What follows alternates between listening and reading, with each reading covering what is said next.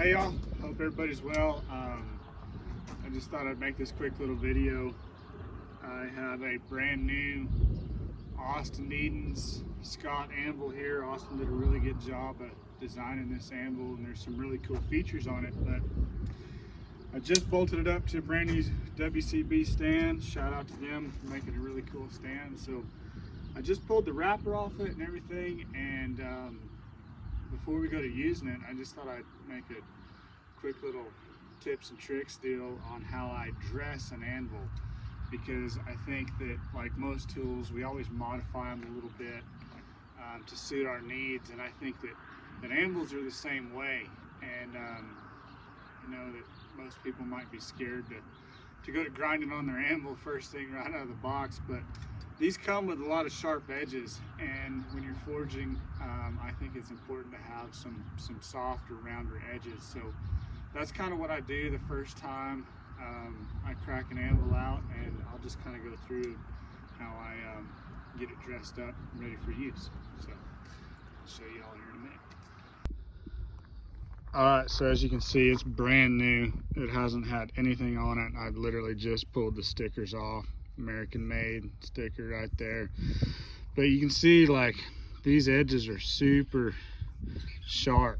And you do want sharp edges on an anvil, but at the same time you want to be able to use a softer edge when you want to. So first thing, like normally a lot of people will knock this about 2.5 to 3 inches off, make it kind of a chamfered edge right here. That's for if you're making heel cocks and you need to straighten them up without getting a cold shone in them, or things like that where you need more, like you're trying to make more of an acute bend than you can do up here on the horn. So I like knocking that off, and then also back here I like knocking this back off the heel just a little bit, and then this also I'll come up and dress this heel up a little bit. And so I'm gonna do a couple things to it. I like to use start with a ruler, and I always like to mark it so that I don't want to get carried away, and I mark out what I'm going to take away. So I'll do that real quick and I'll be right back. Okay, so I've scribbled on this anvil with my marker here, and I just marked 2.5 inches, and that's a 1/4 inch in right there.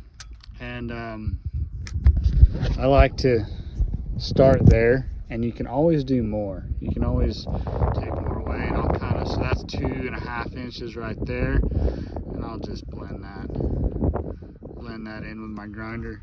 Same thing up here, just marked it so I kind of have a general guideline. I don't really mark the heel. I got a line on there, but I just barely want to knock that off, not much. So I'll do that right now with a flap disc, and we'll be right back. Okay, so this is kind of where I start. I got everything knocked off. Just nice soft edge right there on this back heel right here. I just knocked the sharpness off. I also chamfered that a good bit. So that's usually where I start with a brand new anvil. And also another thing to keep in mind is when they come from the shop, they have like a sealer on them, a varnish or whatever. And so you can either lay a bunch of hot shoes up here and burn it off, or you can take a wire wheel and clean that up, which I'll do right now, and it should be good to roll. All right, she's ready to go. Edges dressed up.